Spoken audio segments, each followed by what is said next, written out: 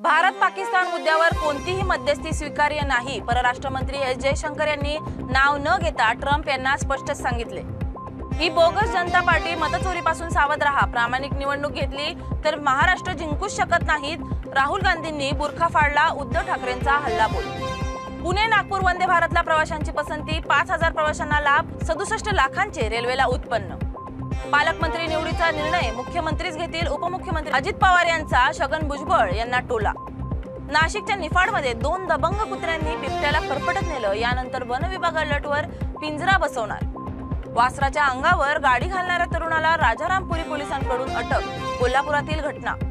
दौंड तालुक्यातील पडवी येथे खडीने भरलेल्या डंपरने दुचाकीला उडवलं, अंगावर गेल्यानं जागीच मृत्यू। अनिल अंबानींच्या 6 ठिकाणांवर सीबीआयचे छापे, 17,000 कोटींच्या कर्जाचा घोटाळा केल्याचा आरोप।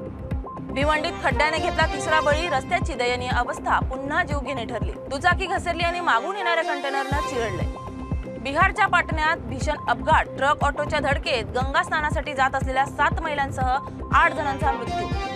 भंडारदरा निळवंडे धरण पूर्ण क्षमतेनं भरलं, प्रवरा नदीत 3000 क्युसेकने विसर्ग सुरू। पुणे महापालिकेच्या प्रारूप रचनेत कसबा हे नाव वगळले, नागरिकांमध्ये नाराजीचं वातावरण। मुंबईत कुशीनगर एक्सप्रेसच्या बाथरूम मधील कचराकुंडीत चक्क 7 वर्षांच्या मुलीचा मृतदेह आढळला, या प्रकरणी अधिक तपास सुरू। साताऱ्यात बांधकामच्या खड्ड्यात युवक दुचाकीसह कोसळला, युवक गंभीर जखमी, शासकीय रुग्णालयात उपचार सुरू। सांगलीकरांना दिलासा, कृष्णेची पातळी 7 फुटांनी उतरली, रस्ते होणार रिकामे। मुख्यमंत्र्यांच्या आदेशानंतर मनपा प्रशासन कामाला, सर्व खड्डे लवकरात लवकर बुजवा, आयुक्तांचे आदेश।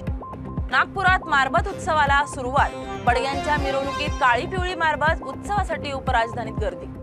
पाकिस्तान विरुद्ध कारवाई सुरूच, भारतीय हवाई हद्दीत कोणतेही विमान उड्डाण करू शकणार नाही, बंदी 24 सप्टेंबर पर्यंत वाढवली।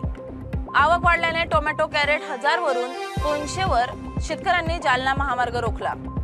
यवतमाळच्या मारेगाव पोलीस स्टेशनमध्ये ड्युटीवर असताना छातीत दुखू लागलं, पोलीस निरीक्षकाचा हृदयविकाराच्या झटक्याने मृत्यू।